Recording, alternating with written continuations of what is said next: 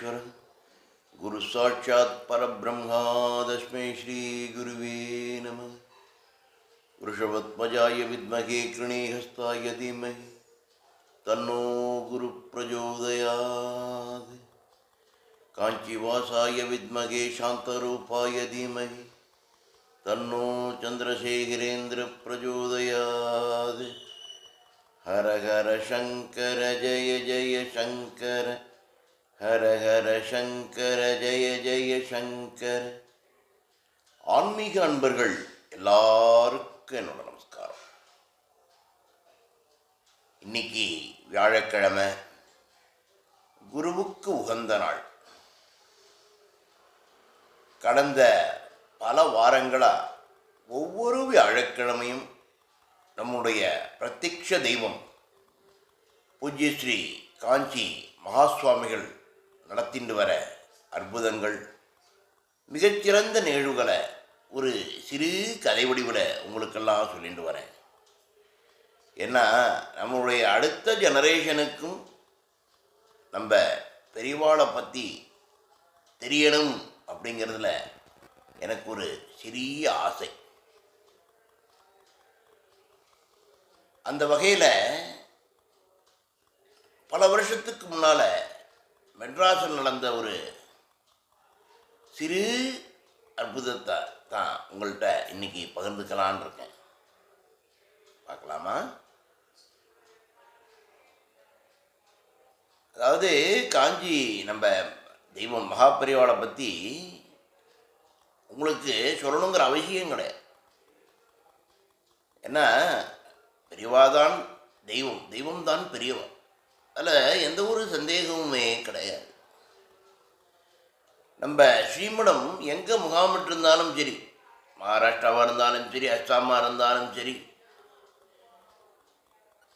ஆந்திராவாக இருந்தாலும் சரி, இல்லைன்னா நம்ம தமிழ்நாட்டில் காஞ்சிபுரமாக இருந்தாலும் சரி, மெட்ராஸாக இருந்தாலும் சரி, நம்ம ஸ்ரீமடம் எங்கே முகாமிட்டிருக்கோ அங்கே நம்முடைய பெரியவாளுடைய கடைக்கண் பார்வை தம் மேலே படாதா, அவருடைய ஆசீர்வாதம் கருணாகராட்சம் நம்ம மேலே படாதா அப்படின்னு நிறையா பேர் நினச்சிண்டு பெரியவாளை பார்க்க வர பழக்கம் உண்டு. கூட்டம் எப்போதுமே அதிகமாகத்தான் இருக்கும் பெரியவாளை பார்க்குறதுக்கு.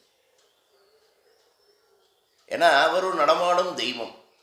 தங்களுடைய மனக்குறைகளை சில பேர் நேர சொல்லுவா, சில பேர் மனசில் சொல்லலாம் நினச்சிட்டு இருந்தாலே நம்ம பெரியவாளை போய் தரிசித்து மனசில் நினச்சிட்டு இருக்கும்போது இந்த குறைகள்லாம் நீக்கியிருக்கு. பல அற்புதங்கள் செஞ்சுருக்கா பெரியவா. மெட்ராஸில் ஒரு தடவை முகாமிட்டிருக்கா பெரியவா. மெட்ராஸில் முகாமிட்டிருந்த போது உங்களுக்கு சொல்ல வேண்டாம், நம்ம தமிழ்நாடோட ராஜதானி, நல்ல கூட்டம் பெரியவாளை பார்க்குறதுக்கு. எல்லா ஊர்லேருந்து வந்து பார்த்துட்டுருக்கா, வெளி மாநிலங்கள்லேருந்து வர. ஏன்னா மெட்ராஸ் வந்து ஈஸிலி ரீச்சபிள். இப்போ கிடையாது, அந்த காலத்துலேருந்து பல மாநிலங்கள்லேருந்து ட்ரெயின் வசதியெல்லாம் உண்டு, ஏரோப்ளேன் வசதி உண்டு.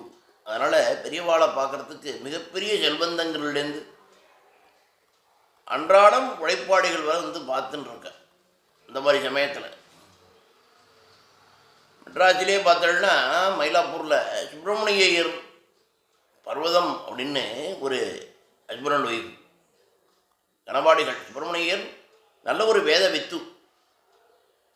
அவரும் சரி, அவாத்து மாமி பர்வதமும் சரி, தெய்வா மேலே அளவு கடந்த அன்பு பக்தி எல்லாம் உண்டு. அவள் மெட்ராஸில் எப்போ இருந்தாலும் சரி, நம்ம காஞ்சி பெரியவாளை ஒவ்வொரு மாதமும் அனுஷத்தன்னைக்கு போய் தரிசிக்கிற வழக்கம் உண்டு. பலகாலமாக நடந்துட்டு வருது இது. அவளுக்கு ஒரு பையன் வைத்தியநாதன், கட்டுக்குடுமி. அவனும் நல்ல ஒரு வேத வித்து, நல்லா வேதம் படிச்சிருக்கான். ஒய்ஃபு சுதா. மெட்ராஸில் இந்த மாதிரி நம்ம பெரியவா தங்கியிருக்க. உடம்புக்கு முடியல, ஆனால் பெரியவா மெட்ராஸ் வந்திருக்கா. எப்படி பார்க்காம இருக்க முடியுமா? பார்த்தே ஆகணும்னு அடம் பிடிக்கிறார். அவாத்து மாமியும் சரி, அவள் பையன் மாட்டு பொண்ணு வாழ சொல்கிறா, வேண்டாம், உங்களுக்கு பதில் நாங்கள் வேணா தெரிவித்து பிரசாதத்தை வாங்கிட்டு வரோம், நீங்கள் பெரியவாளுடைய மிகச்சிற இங்கேருந்து ஆத்மார்த்தமாக வேண்டினாலே போகும் அவர் உங்களுக்கு எல்லாம் செய்யக்கூடியவர், இது எங்களுக்கு தெரியாதா என்ன அப்படின்னு சொல்லி ரொம்ப அன்போடு கடிஞ்சிக்கிறார். சுப்பிரமணியருக்கு வயசு கேட்கல, மனசு கேட்கல. ஏதோ ஒரு விதமாக மனசு ஒப்பையும் ஒப்பாமையும் சரி நீங்கள் போயிட்டு வாங்கோ அப்படின்னு சொல்லிட்டார். ஆனால் பெரியவளை பார்க்கும்போது பார்த்தோன்னா எல்லாருமே தங்களால் முடிஞ்சதை எடுத்துன்னு போகிற வழக்கம் உண்டு, பிரசாதமாக அவர்கிட்ட கொடுக்கறதுக்கு. இவாத்தில் பார்த்தோன்னா அப்போ அவல் பொறி இருந்திருக்கு. அதை ஒரு படி ஒரு சின்ன பேப்பரில் கட்டி சுப்பிரமணியன் தன்னோட புள்ள மாட்டு பொண்டை கொடுத்து, இதை நான் கொடுத்தேன்னு சொல்லு பெரியவாள்கிட்ட அப்படின்னு சொல்லி கையில் கொடுத்துருக்கு. வா சரிப்பா அப்படி சொல்லி வாங்கி பக்கத்தில் ஒரு டேபிளில் வச்சுருக்கேன். வச்சுட்டு புறப்படுறதுக்கான ஆயத்தங்களை செஞ்சுருக்கு. ஒரு மணிக்கூட ஆகிருக்கு. அதுங்காட்டியும் என்னாச்சு அப்படின்னா, நம்ம சுப்பிரமணியோட பேரம்பேத்தி நம்ம வைத்தியநாதன் சுதாவோட குழந்தைகள் இருக்கு, சின்ன குழந்தைகள் ஓடியாடி விளையாடும்போது கீழே தட்டி விட்டுவிட்டான். இவாளுக்கு கிளம்புற அவசரம், என்ன பண்ணுற ஏது பண்ணுறதுன்னு தெரியல, ஒன்றுமே தெரியல, என்ன பண்ணுறதுன்னு தெரியல. என்ன பண்ணான்னா கையால் அவசரமாக அள்ளி அதே பேப்பரில் கட்டின்ட்டு நம்ம பெரியவாளை பார்க்க போயாச்சு. பெரியவா அங்கே ஒரு கோயிலில் தங்கியிருக்கா, தரிசனம் கொடுத்துட்டுருக்கா.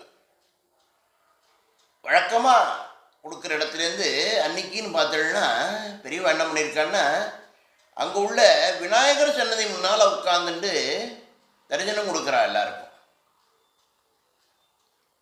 அவள் நம்ம பெரியவாளோட கூட இருக்கிற கைங்கரியக்காரர்களுக்கெல்லாம் ஒரே ஆச்சரியம், என்னடா இது எப்போதுமே இந்த இடத்துல தான் உட்காந்து இந்த கோயிலுக்கு வந்தால் பெரியவா தரிசனம் கொடுப்பா, இன்னைக்கு என்ன ஆச்சுன்னு தெரியலையே, பிள்ளையார் முன்னால் உட்காந்துட்டு தரிசனம் கொடுத்துருக்கார் எல்லாரும். அப்போ அவளுக்கு என்ன நடக்க போகிறது அப்படின்னு விளங்கவும் இல்லை, யாருக்குமே தெரியல. நல்ல கூட்டம், சாரசாரையாக மக்கள் பார்த்துட்டு இருக்கார். பெரியவாள்கிட்ட தங்களால் முடிந்த பழ வகைகள், காய்கறிகள், அரிசி மூட்டைகள் இதெல்லாம் ஒரு சின்ன மூங்கில் தட்டில் வச்சு கொடுக்குற வழக்கம் உண்டு, கொடுத்துன்னு இருக்கா. பெரியவா தன்னுடைய கண்ணாடையை கடைக்கன் பாரு இது மேலே தருத்தர பாரிஷாதாலாம் என்ன பண்ணாலும் அது ஒவ்வொரு மூங்கில் தட்டும் அப்படி நடத்தின்னு இருக்கா. அந்த மாதிரி கூட்டம் போயிட்டே இருக்கு. கிடைக்காத பல கனிகள்லாம் கிடைக்கிறது. அதாவது சீசனில் தான் ஒரு சில வகையில் பழங்கள் கிடைக்கும். சீசன் இல்லைன்னா அதோட விலை கூட இருக்கும், இல்லைன்னா கிடைக்கவே கிடைக்காது. ஆனால் பெரியவாளை பார்க்க வந்தவா அந்த மாதிரி எவ்வளோ உயர்ந்த விலை, எவ்வளோ விலைனாலும் பரவாயில்ல, பெரியவாளுக்காக பார்த்தோன்னா எங்கேருந்தாவது வரவழைத்து கொடுக்குற பழக்கம் உண்டு. அந்த மாதிரி தான் வாங்கிட்டு வந்த பொருட்களை ஒவ்வொருத்தரும் அபாவா தக்தைக்கு தகுந்த மாதிரி மூங்கில் கூடையில் வச்சுன்னு இருக்க. பாரிஷாதா அவர் ரொம்ப பெரியவா தன்னுடைய கடைக்குன்னு பார்வையில் ஆசீர்வதிக்கிற பாரிஷாதா அதெல்லாம் தள்ளி வச்சுட்டே இருக்கு. நம்ம பெரியவாளை பார்க்க போன வைத்தியநாதன் சுதா அவளுக்கு மனது ஒரு மாதிரி இருக்குது. என்னடா இவ்வளோ பெரிய உயர்ந்த பழ வகைகள், பட்டு ஜெரிகை வேஷ்டி, பட்டு புடவைகள் எல்லாம் ஒவ்வொருத்தரும் வச்சு தங்கம் வைடூரியமாக ஒவ்வொருத்தரும் வச்சு பெரியவாள்கிட்ட கொடுத்துட்டு இருக்கா. நம்ம எடுத்துன்னு வந்து வெறும் சாதாரணமான அவுள் பொரியை வச்சுட்டு இருக்குமே, பெரியவாள்கிட்ட நம்ம எப்படி கொடுக்குறதுன்னு சொல்லி மனசுக்குள்ளேயே ஒரு கிளேசம் ஒரு ஓரமான நன் இருக்கு. திடீர்னு பார்த்தோன்னா பெரியவா ஒரு சொடக்கம் போடுற வழக்கம், சொடக்கம் போடுறா டக்கு டக்குன்னு உடனே அமைதியாகிடுச்சு அந்த இடம். பெரியவா உடனே சொல்கிறா, எல்லாம் இருக்கட்டும், எல்லா வகையான உயர்ந்த ஜாதி பழவைகள் வந்துடுத்து, வைடூரியங்கள், பட்டுச்செரிகை வேட்டிகள்லாம் வந்துடுத்து, எல்லாரும் எல்லாம் கொடுத்துருக்கா. இவ்வளோ பேர் இருக்கல, இன்னைக்கு நம்ம பிள்ளையாருக்கு பிடிச்ச அவல் பூரி யாருமே கொண்டு வரலையா அப்படின்னு கேட்குறாரு.